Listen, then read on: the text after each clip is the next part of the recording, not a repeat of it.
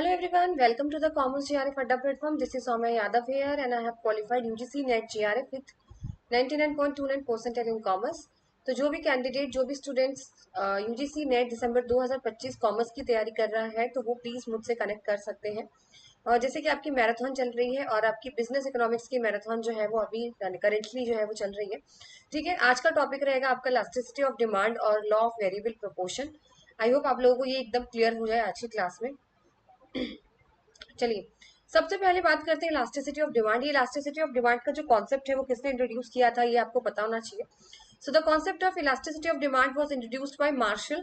और ये कॉन्सेप्ट क्या था, इसमें relationship between a change in the price and the consequent change in the quantity demanded. यानी प्राइस में अगर हम किसी भी तरीके का बेटा चेंज करते हैं तो उससे डिमांड में क्या चेंज आता है, उसी के रिलेशनशिप को पढ़ा जाता है इलास्टिसिटी ऑफ डिमांड के अंदर। ठीक है, अगर हम किसी पर्टिकुलर प्रोडक्ट का प्राइस चेंज करते हैं तो उससे डिमांड में क्या चेंज आता है वो इलास्टिसिटी ऑफ डिमांड के अंदर हम पढ़ते हैं। टाइप्स की बात करते हैं तो यहाँ पे कुछ टाइप्स है इलास्टिसिटी ऑफ डिमांड के। सबसे पहले price elasticity of demand, cross elasticity of demand, income elasticity of demand और एडवर्टाइजिंग और प्रमोशनल इलास्टिसिटी ऑफ डिमांड। ये टाइप्स होते हैं जो वन बाय वन हम लोग पढ़ेंगे। सबसे पहले बात करते हैं प्राइस इलास्टिसिटी ऑफ डिमांड की। तो प्राइस इलास्टिसिटी डिमांड का सिंपल सा मतलब ये होता है कि अगर डिमांड में कितना परसेंटेज का चेंज आ रहा है जब हम उस कमोडिटी की प्राइस को चेंज कर रहे हैं। फॉर एग्जाम्पल, अगर मेरे पास कोई प्रोडक्ट है कॉफी, तो अगर कॉफी के अंदर प्राइस में चेंज किया गया, कितना परसेंट चेंज किया गया, चाहे 10%, चाहे 20%, चाहे उसको बढ़ा दो चाहे कम कर दो, तो कितना परसेंटेज चेंज जो है उसके डिमांड के अंदर आता है कॉफी के।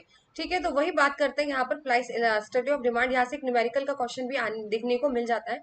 फॉर्मूला जिसका होता है percentage change in quantity demanded divided by percentage change in price. याद रखिएगा, यही फॉर्मूला अप्लाई करना है आपको न्यूमेरिकल क्वेश्चन में।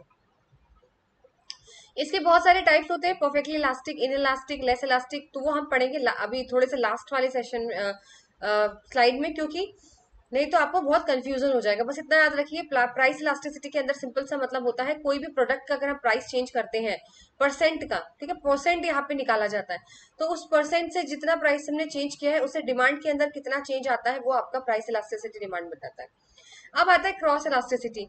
देखिए, जैसे नाम बता देते हैं क्रॉस, जिगजैग। क्रॉस करना का यहाँ पे सिंपल सा मतलब ये होता है कि किसी भी डिमांड के अंदर, किसी भी प्रोडक्ट का डिमांड है उसके अंदर चेंज आना, लेकिन किस वजह से चेंज आना, price of the related goods यानी सब्स्टिट्यूट गुड्स और कॉम्प्लीमेंट्री गुड्स, इनके अंदर अगर कोई भी चेंजेस किए जाते हैं तो डिमांड के अंदर क्या चेंज आएगा। ठीक है,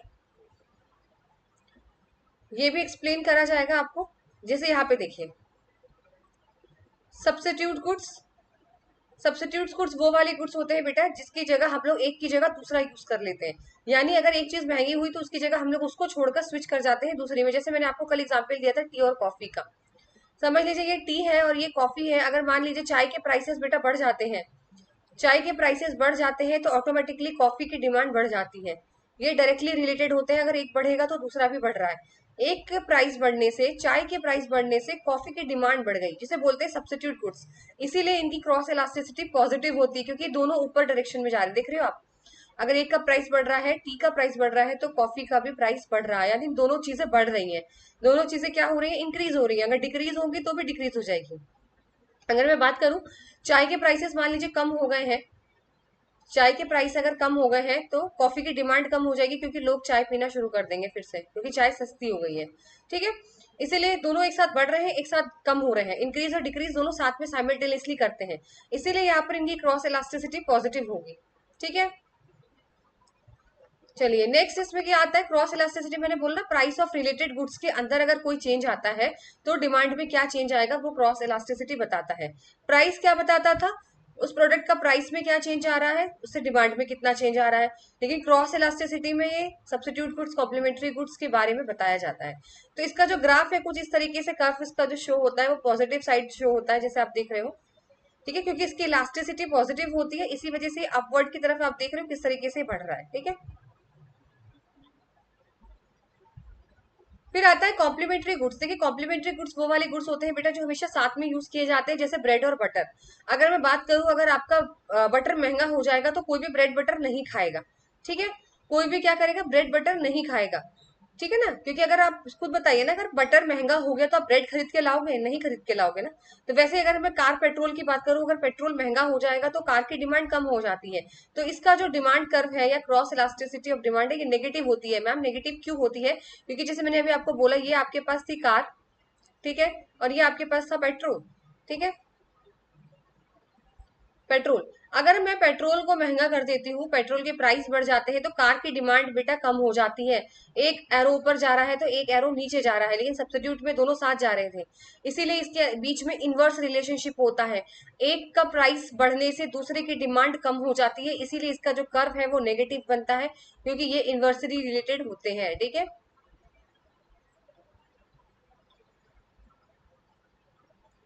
इसका जो ग्राफ है, कर्व है, वो कुछ इस तरीके से बनता है। यहाँ देखिए, negative demand shows the negative cross elasticity, क्योंकि अगर मैं बात करूं कि प्राइस अगर कार के बढ़ गए या पेट्रोल के बढ़ गए, तो जो भी बढ़ेगा एक चीज का डिमांड कम हो जाती है, इसीलिए इसका जो कर्व है वो इस साइड, इस तरफ से बनता है। देख लीजिए, ये बहुत इंपॉर्टेंट है, क्वेश्चन में आपसे पूछा जा सकता है इनके ग्राफ के बारे में, याद रखिएगा। तीसरा आता है अनरिलेटेड गुड्स। मैम ये अनरिलेटेड गुड्स क्या होता है? देखिए, अनरिलेटेड गुड्स का मतलब सिंपल सा ये मतलब होता है कि दोनों गुड्स का कोई लेना देना नहीं होता। अगर मैं बात करूं आपसे कि अगर नमक के प्राइस कम हो गए तो क्या कार की डिमांड में उससे कुछ फर्क पड़ेगा? अगर नमक के प्राइस मैंने बढ़ा दिए, अगर नमक के प्राइस बढ़ गए हैं, नमक महंगा हो गया है, तो उससे कार के प्राइस में या डिमांड में कोई फर्क पड़ेगा? नहीं मैम, नमक के प्राइस बढ़ने घटने से कार की डिमांड पे कोई फर्क नहीं पड़ने वाला, क्योंकि ये दोनों एक दूसरे से रिलेट ही नहीं करते हैं। इसीलिए यहाँ पर जो क्रॉस इलास्टिसिटी होगी वो बेटा क्या होगी आपकी? जीरो। यहाँ पे आपकी क्रॉस इलास्टिसिटी जीरो होती है, जहां पर अनरिलेटेड गुड्स होते हैं, यानी एक गुड्स का दूसरे गुड्स से कोई लेना देना नहीं होता, एक के प्राइस से दूसरे के डिमांड पे कोई फर्क नहीं पड़ता। इसीलिए इसका जो ग्राफ है वो वर्टिकल में बनता है। देखिए, बना हुआ है यहाँ पे वर्टिकल, ठीक है। अब आता है income elasticity of demand. Income elasticity of demand का सिंपल सा मतलब ये होता है कि कंज्यूमर की अगर इनकम में कोई चेंज आता है, परसेंटेज, परसेंटेज हमेशा याद रखिएगा, इलास्टिसिटी में परसेंटेज वर्ड का यूज जरूर करिएगा। अगर किसी के इनकम में कितना परसेंटेज चेंज अगर आता है, तो उससे प्रोडक्ट के डिमांड पे कितना चेंज आएगा। ये किस तरीके से पता लगाएंगे मैम? ये गुड्स के तरीके से बेटा पता लगाएंगे, नॉर्मल गुड्स या फिर इंफीरियर गुड्स। देखिए, नॉर्मल गुड्स क्या होता है, इंफीरियर में दोनों चीजें आपको यहाँ पे एकदम क्लियरली एक्सप्लेन कर दूंगी। नॉर्मल गुड्स जो होते हैं अच्छी क्वालिटी के गुड्स होते हैं, इंफीरियर गुड्स जो होते हैं वो बेटा खराब क्वालिटी के गुड्स होते हैं, ठीक है। अगर मैं बात करूं, यहाँ पे आपके पास है ब्राउन ब्रेड, ठीक है, ये ब्राउन ब्रेड समझ लीजिए। ब्राउन कलर नहीं है मेरे पास सनी, फिर भी मैं ब्राउन इसको बनाने की कोशिश दूसरे कलर से करती हूँ। समझ लीजिए, ये है आपके पास ब्राउन ब्रेड, ठीक है, जो कि महंगी होती है, मतलब थोड़ा नॉर्मल गुड्स में आने लग गई है आजकल अब तो। ये आपकी ब्राउन ब्रेड है, ठीक है। और एक होती है आपकी, कौन सी ब्रेड होती है? White bread. तो व्हाइट ब्रेड को हम लोग यहाँ पे येलो कलर से बना लेते हैं, ठीक है। ये हो गई आपकी व्हाइट ब्रेड, ठीक है। एक हो गई आपकी ब्राउन ब्रेड, एक हो गई आपकी यहाँ पे येलो ब्रेड। अब ये जो ब्राउन ब्रेड है बेटा, ये नॉर्मल गुड्स के अंदर आती है, ठीक है। ये कौन से गुड्स के अंदर आती है? नॉर्मल। और व्हाइट ब्रेड किसके अंदर आती है? इंफीरियर गुड्स के अंदर। मैम ये खराब क्वालिटी के जो ब्रेड है वो मानी जाती है, क्योंकि ब्राउन ब्रेड जो होती है वो हेल्दी होती है, इसीलिए, ठीक है। अब क्या हुआ यहाँ पर, अगर आपकी बेटा इनकम बढ़ती है, आप खुद सोच के देखो, अगर आपकी इनकम बढ़ती है, तो आप कौन से गुड्स लेना प्रेफर करोगे? ब्राउन ब्रेड या फिर व्हाइट ब्रेड, यानी नॉर्मल वाली ब्रेड, नॉर्मल गुड्स या फिर इंफीरियर गुड्स? मैम हमारी अगर इनकम बढ़ती है तो नॉर्मल गुड्स हम खरीदेंगे ना, हम तो ब्राउन ब्रेड खाएंगे। तो यानी मेरे इनकम बढ़ने से नॉर्मल गुड्स की डिमांड बढ़ गई है, और वही अगर आप नॉर्मल गुड्स की डिमांड आपकी बढ़ गई है, तो यानी इंफीरियर की कम हो जाएगी। भाई इंफीरियर की क्यों कम हो जाएगी मैम? अरे आपके पास पैसा ज्यादा आ गया है तो आप ब्राउन ब्रेड खरीदोगे ना, व्हाइट ब्रेड नहीं खरीदोगे। तो व्हाइट ब्रेड जब नहीं खरीदोगे तो डिमांड व्हाइट ब्रेड की कम हो जाएगी। इसलिए याद रखिएगा, जब आपकी नॉर्मल बेटा, जब आपकी इनकम बढ़ती है तो नॉर्मल गुड्स की जो इलास्टिसिटी रहेगी वो पॉजिटिव रहती है, क्योंकि वो भी बढ़ती है, ठीक है। वो भी क्या होती है? बढ़ती है। आपकी इनकम बढ़ेगी, दोनों, ये इनकम बढ़ गई और यहाँ पे नॉर्मल गुड्स यानी आपके ब्राउन ब्रेड की डिमांड बढ़ गई। वहां पे इंफीरियर गुड्स पे क्या होता है? जब नेगेटिव होता है। अगर आपके इनकम बढ़ गई, अगर आपकी इनकम बेटा यहाँ पे बढ़ जाएगी, ये मैंने इनकम बढ़ा दी है, तो इंफीरियर गुड्स यानी व्हाइट ब्रेड खाना लोग छोड़ देंगे, इसीलिए इंफीरियर गुड्स की क्वालिटी, डिमांड सॉरी, वो है गिर जाएगी। इसीलिए इन्वर्सली रिलेटेड है, एक ऊपर जाएगा एक नीचे जाएगा, इसीलिए यहाँ पर नेगेटिव होता है। ये तो बहुत कॉमन सी बात है ना। अगर आप खुद सोच के देखिए कि अगर आपके पास पैसे, आपकी इनकम बढ़ जाती है तो आप लोग आईफोन खरीदना शुरू कर देते हो, करते हो? आईफोन की डिमांड्स बढ़ने लगती है, यानी नॉर्मल गुड्स की डिमांड बढ़ने लगती है। फिर आप वो जो 4-4, 5-5, 6 हजार वाले स्मार्टफोन्स आ रहे हैं, आप उन्हें छोड़ देते हो, उनकी डिमांड कम होने लगती है। ठीक है, तो वही वाली बात है कि पैसे बढ़ेंगे तो नॉर्मल गुड्स की डिमांड भी बढ़ेगी, और पैसे बढ़ते हैं तो नॉर्मल गुड्स की डिमांड बढ़ती है और इंफीरियर की कम हो जाती है, कि लो क्वालिटी आप नहीं खरीदोगे। फिर है एडवर्टाइजिंग इलास्टिसिटी ऑफ डिमांड। देखिए कि एक प्रोडक्ट के अंदर कितना एडवर्टीजमेंट आप करते हो जिससे कि आपकी डिमांड पे फर्क पड़ता है। अगर मैं एग्जांपल की यहाँ पे बात करूँ, समझ लीजिए मैंने कोई प्रोडक्ट बनाया, उसके ऊपर मैंने 20% खर्चा कर दिया उसके एडवर्टीजमेंट पे या प्रमोशन पे। क्या कर दिया? 20% मैम मैंने खर्चा कर दिया। उससे मुझे ये पता चला कि जो मेरी सेल्स है बेटा, मैंने 20, अब मैंने यहाँ पे 20% खर्चा किया है, तो उससे मेरी सेल्स जो है वो 10% बढ़ गई। कितनी बढ़ गई मैम? 10% बढ़ गई। ठीक है, तो मुझे पता चला कि भाई मैंने 20% खर्चा किया था एडवर्टाइजिंग में, तो उससे मेरे 10% सेल्स बढ़ी है। तो यानी अगर मैं इसका कैलकुलेट करूं यहाँ पर, ठीक है, तो sales, percentage change in sales divided by percentage in advertisement में जो हमने खर्चा लगाया, तो ये 0.5 समथिंग निकल के आ जाएगा। ठीक है, तो इसका मतलब ये है कि अगर मैं 1% अगर मैं खर्चा करती हूँ बेटा, अगर मैं 1% एडवर्टीजमेंट पे खर्चा कर रही हूँ ना, कितना? 1%। अगर मैं 1% अपने एडवर्टीजमेंट पे खर्चा कर रही हूँ तो 0.5 सेल बढ़ रही है, यानी 0.5% सेल्स जो है वो मेरी बढ़ रही है। ये चीज पता लगाया जाता है एडवर्टाइजिंग इलास्टिसिटी ऑफ डिमांड के अंदर, कि अगर आपने कितना खर्चा किया है उससे आपकी सेल्स कितनी बढ़ रही है। कम भी हो सकती है, जरूरी नहीं है कि सेल्स बढ़े ही बढ़े। ठीक है, तो उसमें यही पता लगाया जाता है कि कितने परसेंटेज में मैंने खर्चा किया और कितने परसेंट मेरी सेल्स बढ़ी है।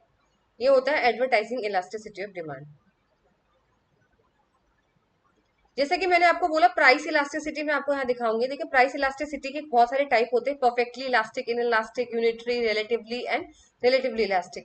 तो वन बाय वन इसे पढ़ लेते हैं। ठीक है, सबसे पहले आता है परफेक्टली इलास्टिक डिमांड। देखिए परफेक्टली इलास्टिक डिमांड में क्या होता है? इनफाइनाइट का साइन होता है। आप यहाँ पे देख रहे हो, ये साइन बना हुआ है बेटा, यहाँ पे इनफाइनाइट का बना हुआ है ये। ठीक है, इनफाइनाइट क्यों होता है मैम? देखिए अगर इस सिचुएशन पे इसका ग्राफ बनता है हॉरिजॉन्टल, इस सिचुएशन पे क्या होता है? प्राइस कांस्टेंट होता है। प्राइस कांस्टेंट होता है। क्यों मैम? प्राइस को क्यों नहीं बढ़ा सकते? देखिए यहाँ पर क्या होता है, अगर आपने थोड़ा सा भी प्राइस बढ़ा दिया, आपने थोड़ा सा भी प्राइस बढ़ा दिया तो डिमांड आपकी बेटा जीरो हो जाएगी। मैम जीरो क्यों हो जाएगी? क्योंकि महंगा प्राइस को, महंगे प्रोडक्ट कोई नहीं खरीदेगा। अगर आपने 10 रुपए की चीज 15 रुपए में कर दी ना बेटा, अगर हम सपोज करिए कि अगर 10 रुपए की चॉकलेट थी, ठीक है, उसको आपने बढ़ाकर अगर 20 रुपए कर दी, 10 रुपए की चॉकलेट अगर हमने बढ़ाकर 20 रुपए कर दी तो डिमांड जीरो हो जाएगी, यानी कोई नहीं खरीदेगा। क्योंकि वो तो 10 रुपए में ही खरीदेंगे, 20 रुपए में कोई नहीं खरीदेगा, इसलिए डिमांड हो जाएगी जीरो। इसीलिए बोलते हैं परफेक्ट इलास्टिक डिमांड। यानी अगर आपने थोड़ा सा भी प्राइस को बढ़ाया तो आपकी डिमांड एकदम से गिर जाएगी। क्या हो जाएगी? फॉल हो जाएगी। इसीलिए यहाँ पे बोलते हैं परफेक्टली इलास्टिक डिमांड। वो जितना है उतने प्राइस में ही खरीदा जाएगा, सिंगल प्राइस पे ही लोग खरीदेंगे, महंगा कोई भी नहीं खरीदेगा। ठीक है, इसलिए इसका हॉरिजॉन्टल यहाँ पर बनता है ग्राफ। दूसरा है परफेक्टली इनइलास्टिक, जहां पर आपकी इलास्टिसिटी जीरो होती है। जीरो इसलिए होती है क्योंकि यहाँ पर जो है वो डिमांड अब कांस्टेंट हो जाता है। यानी आप प्राइस में बेटा कितने भी चेंज करो, अगर मैं बात करूं प्राइस 10 की जगह मैंने 20 कर दिया, 20 की जगह मैंने 30 कर दी प्राइस, लेकिन जो डिमांड रहेगी ना वो सेम ही रहने वाली है। अगर 200 चॉकलेट्स खरीद रहे थे तो अभी भी 200 ही खरीद रहे हैं, आगे भी 200 ही खरीद रहे हैं। यानी यहाँ पर आपकी डिमांड कांस्टेंट रहेगी, चाहे प्राइस गिरे चाहे प्राइस बढ़े। ठीक है, यहाँ पे कोई डिमांड के अंदर चेंज नहीं आता, चाहे कितना भी हो लोग खरीदेंगे ही खरीदेंगे, जिससे बनती है वर्टिकल लाइन, यहाँ पर आपको देखने को मिल रही है ग्राफ के अंदर।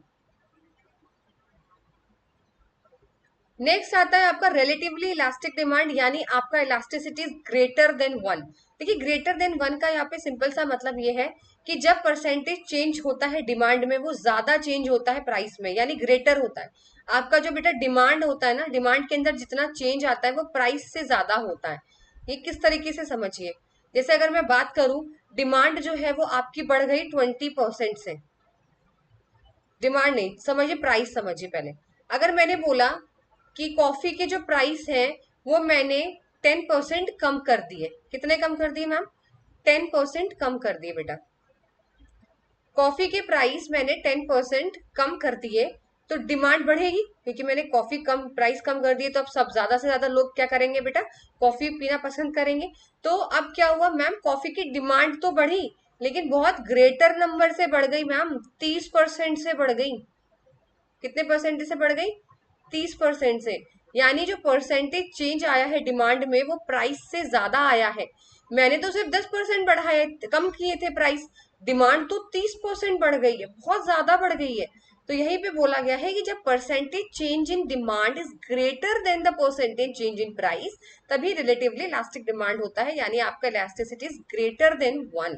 ठीक है, आपने जितना प्राइस कम किया था उससे ज्यादा जो डिमांड में है वो चेंज देखने को हमें मिला है। फिर आता है relatively in elastic demand. Relatively in elastic demand का मतलब होता है ईपी इज स्मॉलर देन 1, यानी ma'am percentage change in quantity demanded is less than the percentage change in price. उसका उल्टा कर दीजिए। जैसे मैंने अभी ये डिमांड बताया था आपको, अब डिमांड पहले बड़ा था, अब डिमांड छोटा है प्राइस से। कैसे मैम, जैसे अभी मैंने आपको एग्जाम्पल दिया कि अगर मैंने 10% प्राइस कम किए कॉफी के, तो अब जो डिमांड है वो मैम सिर्फ 5% ही बढ़ी है, आपके प्राइस से बहुत कम बढ़ी है। यानी मैंने 10% जो है वो कम कर दिए थे प्राइस कॉफी के, उसके बाद डिमांड जो है वो बेटा सिर्फ 5% ही बढ़ी है, यानी प्राइस से कम पे बढ़ी है। इसलिए बोलते हैं रिलेटिवली इन इलास्टिक, यानी रिलेटिवली इलास्टिक जो भी हमने पढ़ा था पुराना, उसका उल्टा कर दीजिए। इसमें प्राइस ज्यादा परसेंटेज का जो होता है वो ज्यादा होता है, यानी percentage change in quantity demanded less than the percentage change in price. अब आपको समझ में आ गया होगा इस एग्जाम्पल से। और पहले एग्जाम्पल में क्या हो रहा था मैम, रिलेटिवली इलास्टिक में कि प्राइस तो 10% से बढ़ रहा था, डिमांड ज्यादा परसेंटेज से बढ़ रही थी। प्राइस अगर मैंने 10% कम किया तो डिमांड 30% बढ़ रही थी। लेकिन अब रिलेटिवली इलास्टिक में क्या होता है कि प्राइस तो 10% से गिर रहा है, पर डिमांड जो है बहुत कम परसेंटेज से बढ़ी है, सिर्फ 5% ही बढ़ाई है। ठीक है, जिसे बोलते हैं आपकी रिलेटिवली इन इलास्टिक। फिर आता है आपका नेक्स्ट यूनिटरी। यूनिटरी का मतलब इक्वल टू 1, यानी बराबर। मैम जितना डिमांड बढ़ी थी उतने ही परसेंटेज प्राइस का बढ़ा है। जैसे कि मैं बताती हूँ आपको, अगर मैंने 10% प्राइस कॉफी के कम किए थे, कितने कम किए थे मैंने, 10%, तो मैम डिमांड भी 10% ही बढ़ी है, यानी बराबर, ना कोई छोटा ना कोई बड़ा। यानी ये भी जितना मैंने प्राइस परसेंटेज कम किया था 10%, उतनी ही डिमांड बढ़ी है 10%। यानी percentage change in quantity demanded is equal to the percentage change in price. I hope आप लोगों को समझ में आ गया हो और आप ये ना भूले कभी भी पैटर्न। ठीक है, चलिए अब यही खत्म होता है आपका इलास्टिसिटी। अब आते हैं law of variable proportion. 5 star topic लगा लीजिए, यहाँ से एक क्वेश्चन जरूर जरूर जरूर जरूर आएगा। 110% में गारंटी देती हूँ यहाँ से क्वेश्चन आएगा। इसके चाहे अजम्पशन से आ सकता है, इसके चार्ट से आ सकता है। सबसे पहले सिंपल सी भाषा में आपको समझा देती हूँ लॉ ऑफ वेरिएबल प्रोपोर्शन होता क्या है। लॉ ऑफ वेरिएबल प्रोपोर्शन का सिंपल सा मतलब ये होता है कि अगर हम एक इनपुट की क्वांटिटी बढ़ाते जाते हैं, तो टोटल प्रोडक्ट जो है, यानी एक फैक्टर ऑफ प्रोडक्शन अगर हम बढ़ाते जाते हैं, तो हमारा टोटल प्रोडक्ट पहले तो इंक्रीजिंग रेट पे बढ़ता है, फिर वो धीरे धीरे डिक्रीज होने लगता है, और फाइनली वो नेगेटिव रेट पर आ जाता है। इसको लॉ ऑफ रिटर्न और रिटर्न्स टू वेरिएबल फैक्टर के नाम से भी जाना जाता है।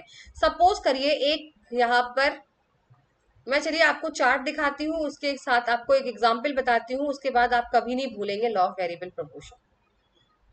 ठीक है, अब पहले चार्ट देखते हैं, लेकिन पहले हम ग्राफ देखते हैं। ग्राफ से एकदम क्लियर हो जाएगा। सपोज करिए मेरे पास एक फिक्स्ड लैंड है, फिक्स फैक्टर क्या है मैम, लैंड, जमीन है। देख रही है मैंने बना दिया ये जमीन। ठीक है, समझिए मेरे पास एक फिक्स फैक्टर है, जिसको तो मैं चेंज नहीं कर सकती ना बेटा, जमीन तो उतनी रहेगी, उसको मैं डिवाइड थोड़ा ना कर सकती हूँ, पीसेस में नहीं काट सकती। ठीक है, तो इसके अंदर क्या हुआ, मैंने क्या किया, एक दो लेबर्स को लगा रखा था बेटा शुरू में। अब इतनी बड़ी जमीन के अंदर दो लेबर्स काम कर रहे हैं, तो इनको कितना टाइम लगेगा, यानी जो मेरी जमीन है इसके अंदर अनयूटिलाइजेशन हो रहा है, पूरी तरीके से मेरी जमीन यूज ही नहीं हो रही है, दो वर्कर बेचारे कितना कर लेंगे इसके अंदर। ठीक है, फिर मैंने डिसाइड किया कि चलो मैं 2 से ना 4 कर देती हूँ। मैंने वेरिएबल फैक्टर बढ़ाना शुरू कर दिया। लेबर्स, जो लेबर होते हैं वेरिएबल फैक्टर्स होते हैं, ठीक है, वेरिएबल फैक्टर बोला जाता है क्यों, क्योंकि मैम इनके संख्या हम घटा भी सकते हैं और ज्यादा भी कर सकते हैं। ठीक है, लेबर्स को हम लोग चेंज कर सकते हैं, 2 की जगह 4 कर सकते हैं, 4 की जगह 2 भी कर सकते हैं। अब मैंने बोला मैंने 2 एक्स्ट्रा और लगा दिए, बेटा मेरे पास कितने हो गए, 4 वर्कर्स काम कर रहे हैं मेरी जमीन पर। अब प्रॉपर यूटिलाइजेशन हो रहा है भाई। अब क्या हो रहा है, प्रॉपर यूटिलाइजेशन हो रहा है, टीपी जो है बेटा यहाँ से देखिए बढ़ रहा है, टोटल प्रोडक्ट यहाँ पर बढ़ रहा है ना। फर्स्ट फेज क्या होता है, फर्स्ट फेज जहां पे ये बढ़ रहा होता है, तो आपका जो मार्जिनल प्रोडक्ट है वो भी बेटा बढ़ रहा होता है फर्स्ट फेज में। दोनों ही बढ़ रहे हैं क्योंकि प्रोडक्शन जो है वो आपका बहुत अच्छा हो रहा है, इंक्रीजिंग रेट पे हो रहा है। अब मैंने क्या किया, मैंने एक और लेबर लगा दिया यहाँ पे। अब हो गए मेरे पास टोटल कितने बेटा, 5। मैंने कहा एक और लगा देती हूँ इस पे काम करने के लिए, तो अच्छा काम होगा। अब देखिए मेरा टीपी जो है टोटल प्रोडक्ट, वो इंक्रीज तो हो रहा है ना बेटा, मेरा आउटपुट तो बढ़ रहा है लेकिन बहुत कम रेट पे बढ़ रहा है, स्लो हो गया थोड़ा काम ज्यादा लगाने से। ज्यादा लगाने से क्या होगा, थोड़ा काम स्लो हो गया। यानी मेरा जो टोटल प्रोडक्ट है इंक्रीज तो कर रहा है, मेरा आउटपुट अच्छा रिजल्ट मुझे मिल रहा है, पर बहुत धीरे मिल रहा है, स्लोअर रेट पे मिल रहा है। तो ये होता है आपका सेकेंड फेज, जहां पर आपका टोटल प्रोडक्ट मैक्सिमम पे आ जाता है कि अब बस करो, इससे ज्यादा लगाने की बेटा जरूरत नहीं है। लेकिन हम तो लालच से भरे हुए लोग हैं। ठीक है, तो मैंने क्या किया, मैंने कहा नहीं मैं इसमें एक और लगाऊंगी वर्कर। अब 5 की जगह मैंने कितने हो गए टोटल, 6। तो जैसे ही मैंने 6 लेबर बेटा लगा दिए, अब क्या हुआ, मेरा आउटपुट गिरने लगा। यानी मैंने जरूरत से ज्यादा यहाँ पे वेरिएबल फैक्टर लगा दिए हैं, जरूरत से ज्यादा एक जमीन पे मैंने वर्कर लगा दिए हैं। तो अब मेरा जो टोटल प्रोडक्ट है यानी मेरा आउटपुट अब घटना शुरू हो गया है, और मेरा मार्जिनल प्रोडक्ट हो गया नेगेटिव में। किसमें हो जाएगा, नेगेटिव में। तो ये 3 फेज होते हैं जहां पर सबसे पहले जो है वो टोटल प्रोडक्ट इंक्रीज हो रहा होता है, तो मार्जिनल प्रोडक्ट भी इंक्रीज हो रहा होता है। दूसरा प्रोडक्ट जब होता है, जब टोटल प्रोडक्ट मैक्सिमम पे आ जाता है, यानी इससे ज्यादा आप लगाने की जरूरत नहीं है, तो हमारा मार्जिनल प्रोडक्ट क्या होता है, डिक्रीज होने लगता है, क्योंकि आउटपुट बहुत कम मिलना शुरू हो जाता है। फिर जब हमने एकदम जरूरत से ज्यादा लगा दिए हैं, तो हमारा टोटल प्रोडक्ट यानी हमारा आउटपुट जो है, हमारा जो खेती हो रही थी, मैं जो फायदा उठा रही थी, वो कम होना शुरू हो जाती है, और मार्जिनल प्रोडक्ट क्या हो जाता है बेटा, नेगेटिव में आ जाता है। ये 3 फेज आपके लिए बहुत ज्यादा जरूरी है। देखिए ये हर चीज अप्लाई होती है, जरूरत से ज्यादा कहीं भी अगर आप यूज करते हो किसी भी चीज को, तो वो आपका नेगेटिव में आने लगता है। आई होप आपको ये चार्ट समझ में आ गया हो, वही लॉ ऑफ वेरिएबल प्रोपोर्शन बताता है। अब हम लोग एक बार ग्राफ की तरफ देख लेते हैं, उसी ग्राफ से ही ये चीज बनी हुई है। ठीक है, ये चार्ट देखिए, इसी के हिसाब से हमने वो चार्ट ग्राफ बनाया था। पहले वेरिएबल फैक्टर 1 था, तो टोटल प्रोडक्ट 10 था। ठीक है, इंक्रीजिंग फैक्टर था, फिर मैंने एक और लगा दिया ताकि अंडर यूटिलाइज ना हो जमीन, 2 लोग काम करेंगे तो ज्यादा अच्छे से करेंगे। तो मेरा टोटल प्रोडक्ट बढ़ गया बेटा, देखिए 10 से 30 हो गया, मार्जिनल प्रोडक्ट भी इंक्रीज हो रहा है। ठीक है, फिर उसके बाद मैंने एक एक्स्ट्रा और लगा दिया, 3 लगा दिए वेरिएबल फैक्टर्स लेबर्स। अब क्या हो रहा है, मेरा टीपी मैक्सिमम पे पहुंच गया है कि अब जरूरत नहीं है ज्यादा लगाने की। ठीक है, और एमपी क्या हो रहा है, मार्जिनल प्रोडक्ट गिरने लगा, क्योंकि एक ज्यादा लगाने से क्या हो रहा है, आउटपुट बहुत स्लो हो गया है। ठीक है, जो होता है सेकंड डिमिनिशिंग रिटर्न बोलते हैं, जिसको क्या बोलते हैं, डिमिनिशिंग रिटर्न। फिर उसके बाद मैंने चौथा लगा दिया, वो भी डिमिनिशिंग रिटर्न के अंदर ही है, कम रेट पे, मतलब ऑप्टिमम तो हो गया है पर प्रोडक्शन जो है रिजल्ट बहुत कम आ रहा है। ठीक है, और आपका एमपी गिर रहा है। फिर मैंने क्या किया, एक और लगा दिया, जिससे क्या होने लगा, मेरा टोटल प्रोडक्ट बेटा गिरने लगा। देखो 52 से 48 हो गया, गिर गया ना, कम होने लगा, और एमपी नेगेटिव चला गया। यानी थर्ड फैक्टर होगा आपका नेगेटिव रिटर्न्स टू फैक्टर। यहां से एक क्वेश्चन जरूर आएगा। चार्ट याद करिए, सब याद हो जाएगा, कुछ याद करने की जरूरत नहीं है। इसके अजम्पशन से भी क्वेश्चन 110% आएगा। सबसे पहले इसमें लिखा हुआ है it operates in a short run. इसको शॉर्ट रन के नाम से भी जाना जाता है, क्यों मैम, देखिए बेटा शॉर्ट रन के नाम से इसको इसलिए जाना जाता है क्योंकि इसके अंदर हम सिर्फ वेरिएबल फैक्टर्स को चेंज कर सकते हैं, यानी हम लेबर्स को ही चेंज कर सकते हैं, फिक्स फैक्टर को चेंज नहीं कर सकते। अब जमीन को मैं काट तो नहीं सकती, या जमीन के मैं टुकड़े तो नहीं कर सकती, या जमीन की जगह अगर फिक्स्ड फैक्टर की बात करूं, फैक्ट्री लगी है, तो ऐसा तो नहीं मैं फैक्ट्री तोड़ के जल्दी से नई फैक्ट्री बना दूंगी। फिक्स फैक्टर को हम चेंज नहीं कर सकते, सिर्फ वेरिएबल फैक्टर्स को ही हम चेंज कर सकते हैं, इसीलिए इसको शॉर्ट रन में ऑपरेट होता है ये। ठीक है, और इसका नाम भी शॉर्ट रन प्रोडक्शन ही है। दूसरा सेकेंड पॉइंट है the law applies to all the fix factors including land. ये जो लॉ है वो सभी फिक्स फैक्टर पे अप्लाई होता है, चाहे लैंड हो, चाहे फैक्ट्री हो, चाहे मशीनरी हो, जो फिक्स होता है। फिर under law of variable proportions different unit of variable factor can be combined with fix factor. तो बिल्कुल यहाँ पे बोला गया है वेरिएबल फैक्टर को फिक्स फैक्टर के साथ जोड़ा जाता है, कंबाइन किया जाता है, बिल्कुल जैसे फिक्स फैक्टर क्या था, जमीन लैंड, उसको फिर हमने क्या किया, जोड़ दिया, लेबर्स के साथ वर्कर्स लगा दिए, तो दोनों साथ में हो गए इकट्ठा। ठीक है, this law applies to the field of production only. देखिए ये सिर्फ फील्ड ऑफ प्रोडक्शन में यूज होता है, यानी सिर्फ ये इनपुट और आउटपुट से इसका लेना देना है, और इसका कुछ भी लेना देना नहीं है कितना इनपुट लगा दिया और आउटपुट क्या आ रहा है। इसके अलावा इसकी बाहर की दुनिया ये इसने नहीं देखी है, ये सिर्फ इनपुट और आउटपुट तक ही लिमिट है, ठीक है। नेक्स्ट है आपका the effect of change in output due to change in variable factor can easily be determine. देखिए अगर आप, मैंने जैसे आपको बोला, जैसे जैसे मैंने लेबर्स लगाई तो आउटपुट में क्या चेंज आ रहा है वो इजिली आप पता लगा सकते हो। इजिली पता लगा सकते हैं कि नहीं लगा सकते। जैसे हमने पहले बताया कि मैंने एक लेबर था, मैंने दूसरा लेबर लगाया तो मेरा टोटल प्रोडक्ट बढ़ने लगा। जैसे ही मैंने एक लेबर एक्स्ट्रा और लगाया फिर वो मैक्सिमम हो गया टोटल प्रोडक्ट। फिर मैंने ज्यादा से एक लिमिट से ज्यादा लेबर्स लगा दिए तो मेरा क्या हुआ, आउटपुट गिरने लगा। तो यानी हम इजिली बता सकते हैं ना कि वेरिएबल फैक्टर को चेंज करने से आउटपुट के अंदर क्या चेंज आ रहा है, वही चीज बोला गया है। It is assume that factor of production become imperfect substitute of each other beyond a certain limit. देखिए मैंने जैसे आपको बोला एक सर्टेन लिमिट होती है जहां तक आप जो है वो एक्सचेंज कर सकते हैं एक दूसरे को, एक की जगह दूसरा यूज किया जा सकता है। लेकिन एक जब सर्टेन लिमिट हो जाती है बेटा तब आप क्या होता है किसी का सब्स्टिट्यूट यूज नहीं कर सकते। लेबर की जगह आप किस मशीन को यूज नहीं कर सकते, लैंड को यूज नहीं कर सकते, लैंड की जगह आप लेबर को यूज नहीं कर सकते एक पॉइंट ऑफ टाइम की जगह। फिर स्टेट ऑफ टेक्नोलॉजी कांस्टेंट रहती है। देखिए टेक्नोलॉजी तो कांस्टेंट रहेगी, अगर टेक्नोलॉजी इंप्रूवमेंट हो गई तो फिर सारा काम खराब हो जाएगा। भाई टेक्नोलॉजी से तो ट्रैक्टर आ जाएंगे, लेबर की जरूरत ही नहीं है, ज्यादा पड़ेगी ना। तो इसलिए टेक्नोलॉजी को तो दूर रखना चाहिए, टेक्नोलॉजी को कांस्टेंट रहेगी।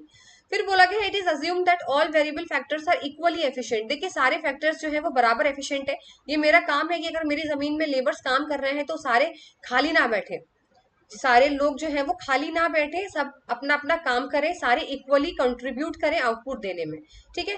लेकिन वही अगर एक सर्टेन पॉइंट देखिए बेटा जहां पर 5 लोगों की जरूरत होती है, अगर वहां पे आप 10 लोग लगा दोगे, 10 लोग लगा दोगे तो वो आपस में भी झगड़ेंगे, खाली भी बैठे रहेंगे और आपका काम भी नहीं होगा। ये चीज बहुत जरूरी होती है कि ऑप्टिमम पॉइंट ऑफ तक ही आप जो है वो काम करवा सकते हैं। तो जहां जितनी जरूरत है वहां उतना ही आपको यूज करना चाहिए, ये चीज बोली है लॉ ऑफ वेरिएबल प्रोपोर्शन में। एक सर्टेन पॉइंट तक आप अगर आपने नहीं किया तो फिर वो आपको नेगेटिव रिजल्ट देना शुरू हो जाता है, जैसे कि मैंने आपको ग्राफ में यहाँ पे बताया। तो इसके 3 फेज होते हैं, वो जरूर याद करिएगा, यहाँ से क्वेश्चन आता है। अभी लास्ट में आपको बता देती हूँ कहाँ से क्वेश्चन आएगा, यहाँ से। Reason for law of variable proportion, यहाँ से 110% चांसेस है क्वेश्चन आने के। आपसे ये पूछ लिया जाएगा कि इंक्रीजिंग रिटर्न ऑफ फैक्टर के क्या क्या रीजन होते हैं, 4 ऑप्शन दे दिए जाएंगे और आपको ये पहचानना पड़ेगा, या फिर एबीसी बीसीई ऐसे ऐसे करके ऑप्शंस आएंगे। सबसे पहला है इंक्रीजिंग रिटर्न में बैटरी यूटिलाइजेशन होता है। देखिए आपका प्रोडक्ट बढ़ रहा है और अब मेरे पास जमीन थी, मैंने 2 एम्प्लॉयज 4 एम्प्लॉयज लगा दिए थे, 2 एम्प्लॉयज वर्कर लगा दिए थे, सॉरी। तो अब वो अच्छे से काम कर रहे हैं, मेरे पूरा जमीन में अच्छी तरीके से काम हो रहा है, ठीक है। बेटर यूटिलाइजेशन हो रहा है। Increase efficiency of variable factors, देखिए लेबर जो है वो बिल्कुल एफिशिएंटली अपना काम करते हैं इसमें, ठीक है। भाई मैंने पर्टिकुलर प्लॉट बनाया था, यहाँ पर पहले मैंने एक लेबर लगाया हुआ था, ठीक है, तो उससे काम हो नहीं पा रहा था इतने जमीन में, मैंने 2 लेबर लगा दिए थे यहाँ पर, तो अब मेरा काम बिल्कुल बढ़िया हो रहा है सब कुछ। इनडिविजिबिलिटी ऑफ फिक्स फैक्टर, देखिए फिक्स फैक्टर ये जमीन जमीन को मैं डिवाइड नहीं कर सकती ना, कोई भी नहीं कर सकता। फैक्ट्री को आप डिवाइड तोड़ के नया बना सकते हो, इसको डिवाइड कर सकते हो, इसलिए फिक्स फैक्टर डिवाइड नहीं होगा यहाँ पर। फिर सेकंड आता है डिमिनिशिंग रिटर्न क्यों होता है। देखिए डिमिनिशिंग रिटर्न में ना ऑप्टिमम कॉम्बिनेशन आ जाता है। मैंने आपको बोला था ना कि यहाँ तक जो चार्ट बना हुआ था यहाँ तक आ गया था टीपी वाला, तो ये वाला जो पॉइंट था, अगर मैं ग्राफ की बात करूं बेटा, यहाँ पे टीपी का ग्राफ है ये, तो अगर मैं यहाँ पे पूरा ऑप्टिमम आ गया था, यानी अब इससे ज्यादा जरूरत नहीं है लेबर लगाने की, ठीक है ना। क्योंकि यहाँ पे मैंने 2 लगाए, फिर मैंने 5 लगा दिए, 2 की जगह 5 तक पहुंच गई मैं, तो अब इससे ज्यादा जरूरत नहीं है, ये आपको ऑप्टिमम कॉम्बिनेशन हो गया है। क्योंकि इम्परफेक्ट सब्स्टिट्यूट्स की वजह से यहाँ पर एक सर्टेन पॉइंट तक ही मैं लगा सकती हूँ, नहीं तो अब मेरा टीपी जो है टोटल प्रोडक्ट है, अब वो बढ़ तो रहा है लेकिन बहुत स्लो बढ़ रहा है बहुत। अभी जैसे 10 की जगह 20 बढ़ना चाहिए तो 10 की जगह 12 ही आउटपुट आ रहा है, बहुत ही कम पे, क्योंकि इम्परफेक्ट सब्स्टिट्यूट है, एक की जगह दूसरा जो फैक्टर है वो हम लोग लगा नहीं सकते। फिर है नेगेटिव रिटर्न, नेगेटिव में लिमिटेशन हो जाता है फिक्स फैक्टर का। लिमिटेशन इसलिए हो जाता है, देखो मैंने यहाँ पे अब 5 की जगह मैंने कितने कर दिए थे लास्ट में, लालच की वजह से मैंने कितने कर दिए थे कि भाई मैंने यहाँ पे जरूरत तो मुझे थी 5 की, और मैंने यहाँ पे कितने लगा दिए बेटा, यहाँ पे मैंने 10 वर्कर्स लगा दिए, बहुत ज्यादा लगा दिए, ये नेगेटिव रिटर्न हो गया। यानी अब मैं जमीन को बढ़ा नहीं सकती, अगर बढ़ा सकती तो मेरे 10 काम आ जाते, तो मैं थोड़ा सा जमीन यहाँ और बढ़ा देती ऐसे करके, तो ये मेरा बढ़ जाता, तो 10 अच्छे से यूटिलाइज हो जाते। अब लिमिटेशन ही यही है, नेगेटिव ही यही है कि हम फिक्स फैक्टर के साथ कुछ छेड़खानी नहीं कर सकते, जमीन जितनी रहेगी उतनी ही रहेगी। Poor coordination between variable and fix factor, अब 10 लोग लग गए हैं, कोई ध्यान नहीं दे रहा है, दो सबके बीच में कोऑर्डिनेशन नहीं है, मेरे फिक्स फैक्टर जो मेरा जमीन है उस पर सही से ये लोग कल्टीवेशन नहीं कर रहे हैं, decrease in efficiency of variable factor, अब इनके अंदर एफिशिएंसी नहीं रही, अब 10 हो गए ना, तो अब सोच रहे तुम काम कर लो, तुम काम कर लो, या तुम काम कर लो, यानी कुछ लोग खाली भी बैठे हुए हैं क्योंकि उनकी जरूरत ही नहीं है, और मैंने फालतू में यहाँ पे 10 लगा दिए हैं, ठीक है ना, जरूरत 5 की थी, 5 फालतू में बैठे हुए हैं, तो एफिशिएंसी वेरिएबल फैक्टर की यहाँ पर कम हो गई, इसी वजह से यहाँ पे नेगेटिव रिटर्न्स टू फैक्टर के अंदर ये रीजंस आते हैं, बहुत इंपॉर्टेंट है ये, नोट डाउन कर लीजिएगा ये रीजन। यहाँ से क्वेश्चन कई बार पीवाईक्यूज में पूछे हैं, आप जाके चेकआउट कर सकते हो। चलिए आज का सेशन यही तक था, आई होप आपको सेशन समझ में आया हो, तब तक नेक्स्ट सेशन में मुलाकात होती है, till then goodbye, take care.